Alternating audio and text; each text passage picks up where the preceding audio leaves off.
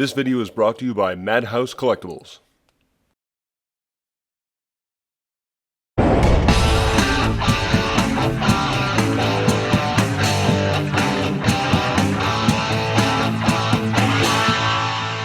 Hey everybody, welcome to Transformers Masterpiece Theater. I'm the Rusty Mechanic, and check out this cool t-shirt my wife, the Busty Mechanic, bought me for Christmas, just in time for this review. She's obviously a keeper to go ahead and support my habit like this, but that's not why you guys are here. We're here to talk about this guy from Robot Paradise, RP-01, Acoustic Wave and FIBRIR, aka Soundwave and Frenzy from the G1 cartoon. I know I'm a little late on this one. This guy came out last year in 2021. Is he the superior figure of 2021? Let's dig in and find out. Initial impression for this figure right out of the box, as with most figures from this company, we all know it's fans' toys, but let's just keep that to ourselves. Very solid feel to it, very hefty, nice solid plastic, no wiggle here at all. You can definitely tell there's a lot of die cast that's going on in this figure. You can see some of it right away when you pull it out of the box here in the elbow. Feet are also die cast. And then as you move through the ridiculous amount of steps when you pull them out of the box to get them properly configured in his robot mode, you get to see a lot more die cast in the waist area, in the back plate, and of course in the knees as well. I'll leave a link to my unboxing video here so you guys can follow along. Same thing with the alt mode. Once you collapse this thing down into its brick mode here, it definitely feels like a brick. Constantly amazed at how heavy this thing is every time that I pick it up. I actually had to go and weigh it. It actually weighs 1.5 pounds. Overall, this is a really good figure, very solid feel to it overall. Again, some nice heft, which just speaks to the hardware that's inside of it. There is some hard ratchet that's going on inside the shoulders. Similarly in the knees as well, there is some type of a hard ratchet going on there, although it doesn't have the same rigidity as what's in the shoulders. But regardless, this figure will hold whatever pose that you throw at it.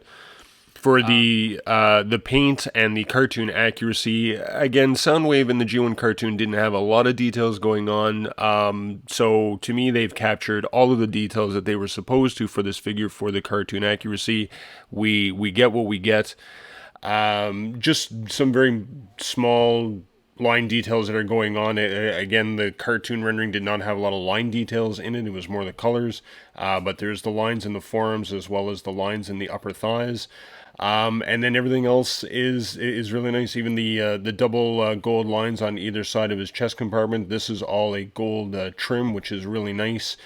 And the red stripe that goes all around the forearms. But that head sculpt is just fantastic. It does capture the Soundwave character right out of the cartoon fantastically. It just looks amazing. The paint overall, the color scheme is right. The dark blue with the silver white makes sense. A little bit of a metallic sheen to it, but nothing that's super overpowering. Same thing with the alt mode, even the small details like the venting that's here in the upper left and right corner of the alt mode. I'm assuming these are supposed to represent speakers. And even the little bit of line detail that's down here in the bottom, just below the buttons. So let's take a look at the side profile for both modes, and there is some openness here on the side of the legs, and he definitely has a giant backpack, but honestly, are you going to display him this way? I could go on and on and on about the details, but the one thing I do want to point out is the two sets of buttons that are actually in the two modes. So there's a set of buttons for the robot and a set of buttons for the alt mode, and they're different because when you look at the cartoon renderings, the robot mode is the buttons are closer together. The bottom two buttons are a little squarer, and then in the alt mode they're actually spaced further apart, and the bottom two buttons are more rectangular. So kudos again to this company for paying that much attention to the details and giving us what we want. But Rusty, you said that you didn't like it when MP52 had two different cockpits. Seriously, get out of here. Get a haircut, you bum, and Jobby, please don't sue me. I do kind of wish, though, that if they had given us two sets of buttons, one for the robot and one for the alt mode, that the alt mode buttons actually had the details on them, like the fast forward, rewind, stop, play, something, but I guess there's just no pleasing us. The articulation's everything that you'd expect from a figure of this size. You do have elbow bends that are well over 90 degrees, knee bends that are well over 90 degrees, individual finger articulation with pins at the primary and secondary knuckles, and everything else is standard that you'd expect with the head legs, thighs, biceps, etc. There is a slight ab crunch forward and back, which is a nice touch, and you get a waist swivel as well, although it does get impeded by that giant backpack, so you do have to disengage the backpack to get the waist swivel to work, but it is there. Seriously, that is a big backpack, though. So take a look at FIBRIR, and this is the representation of Frenzy. Let's not get into that debate. Frenzy will always be red to me. Frenzy is equally just as fantastic, if not more fantastic, for a figure of that size. Completely die-cast from head to toe, with the exception of the head and the joints. And the paint scheme's just fantastic. The painting on it, the color scheme for him as well, really, really nice. And the head sculpt for something that size is also lots of nice details in there as well. The articulation on it is fantastic, well beyond what I would expect for a figure of this size. It's unfortunate that the leg joints is the small plastic mushroom peg that it is, and the tolerances on the movement of the joints is so stiff during the transformation that the leg does have a tendency to pop off of that peg, so you do have to be careful with it. Quick size comparison for the Robot Mode Plus Edition: MP52 Plus Thundercracker, MP29 Plus Shockwave, and FT11 Spotter.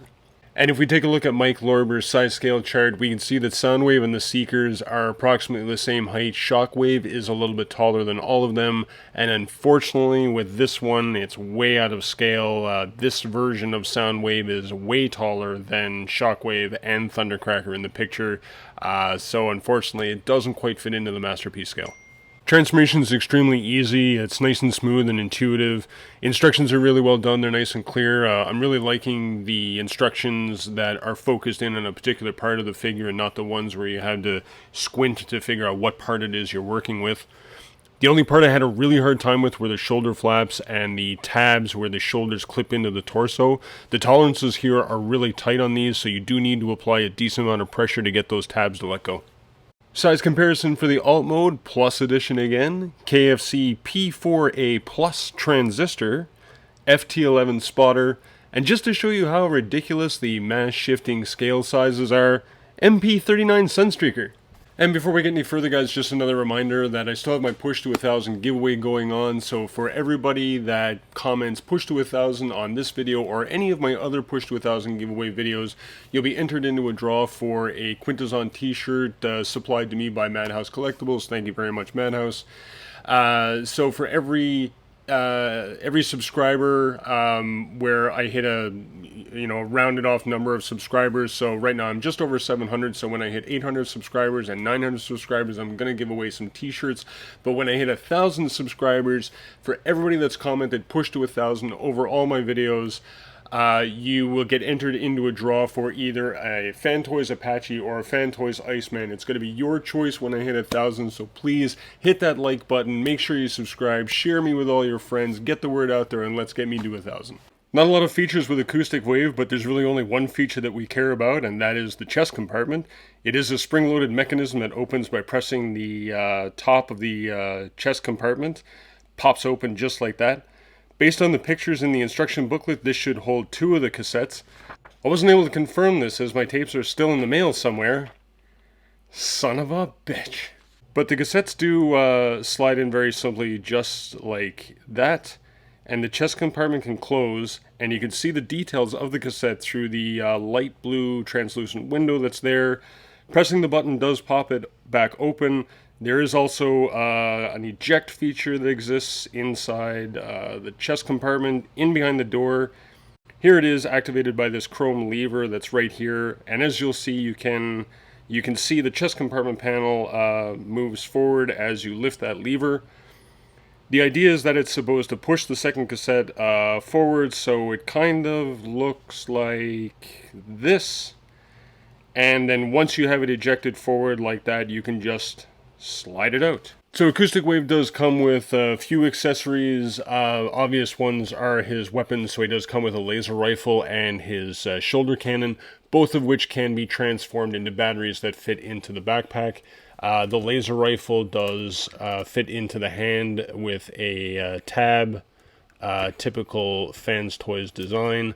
The laser rifle does transform down into a battery that can be fit into the backpack, so by collapsing the handle, pushing in the back, and then collapsing the laser rifle barrel so that now it looks like a battery.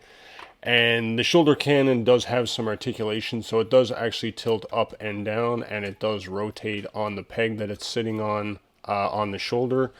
The shoulder cannon does come off simply by pulling it off the peg, and it transforms by collapsing this part that the peg sits on so that it's flush, and then the back will collapse in, and again you have a second battery.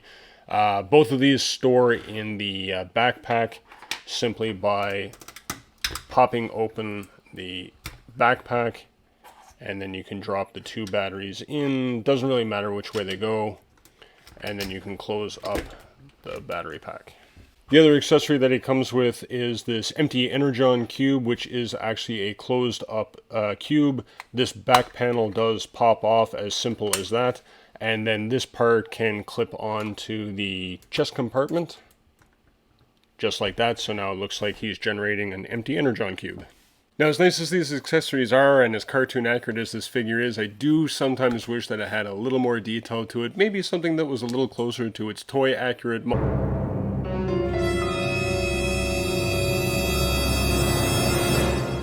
Tune in later this week where I contemplate all of my previous life choices. So here's the accessories for FIBRIR. He's actually got more accessories than Acoustic Wave, not including all of the toy accurate accessories. So he does come with two alternate heads, his two pistols, and of course the two pile drivers, and this cassette case that he comes in the box. Let's just take a quick look at the cassette case quickly. Not much to it. It's just clear plastic, frosted plastic, translucent, very similar to the energon cube that comes with Acoustic Wave. Does pop open, has two little pegs in the middle so that it can be held in the cassette holes that are in it. Case closes up and holds, and it comes like this in the box, so I'm sure you guys are already familiar with this. Not much to say about that. And let's take a look at his pistols. So pistols are very, very nice. Given the size of them, they have some detail to them, not a whole bunch, but just enough to make it interesting. Silver painted body with the chrome wing and the barrel. These do actually transform, so the barrel will actually collapse down, fold down inside, and the wing goes flat against the side. The idea here is that this can be stored in the leg, so when it's in the alt mode, it can actually be inside the cassette there. But this peg will go in the back of the leg. You'll see the two identical slots there that this goes. So this just drops into the leg just like that, and then you can press it into place on the two slots there. I'm not actually going to do it. It is a bit of a pain in the ass to get these out, but you can store the weapons back there. And of course, alternatively, the back peg will go into the hand. So let's bring this back into focus for you guys. This goes into there like that so that he can hold the weapon, or of course alternatively the two pegs will fit into the hole in the back, will clip into place like that so that it just sits on his back. So these are really nice, again, given the size, the amount of detail that's in them. So there's one here where he has an angry face, and the other one is he has a laughing face. Red metallic chrome visor, just like Acoustic Wave, dark gunmetal gray head that obviously matches the body. What I actually find that's interesting about both of these is they put so much detail in it. Sorry, I'm covering with the thumb. There's so much detail in these that you can actually see his teeth. Do Transformers have teeth? But there they are, teeth in the face. But again, these are very, very nicely detailed, very well done. And then, of course, his most interesting accessory, or probably favorite accessory, is his pile drivers. So this actually does have a feature on it. There's actually a spring-loaded action here for the piston that's in the pile driver. You just push in the bottom half of this button that's here, and it will pop open. There's actually some details that are going on in the piston rod, right, that's part of the pile driver, but it does move in and out, as you can see, spring loaded. And if you want to lock it back into place, you can just hold it in and push the top part of the button, and then it will lock it back into place. Big open square here, that's where his arm goes, so you do actually have to transform his arm back into what it would look like in cassette mode. So put the arm up and then fold the hand in, and then you just press it on. Again, very nice looking set of accessories, some very nice attention to detail done here with all of this stuff. And I almost forgot to show you guys how to do the head swap, but it is very simple. As you can see on this guy, it is just a mushroom peg that's on the head, at the base of the head. If you turn them around and look at the back, you'll see that there is a opening at the back that the mushroom peg slides into. So this is just a matter of applying pressure backwards and wiggle it out, and it just pops out, as simple as that. And take the alternate head, slide it into the space there, press forward until you hear a click, and now you have your alternate head. For his last accessory, he comes with a pair of stat cards, one for each character. They are plastic, kind of like a credit card, typical, and they have their stats and a bio description on the back. That's it, everybody. If you've made it this far and you've enjoyed this video, please make sure to hit that like button down below. Sure helps out a lot. Make sure to subscribe to my channel so you don't miss out on any upcoming videos. And please check the links in the description. If you'd like to support my channel, there's a link in there for buymeacoffee.com that you can use to support the channel. Also in the description are links to Madhouse Collectibles for all of your Transformer needs.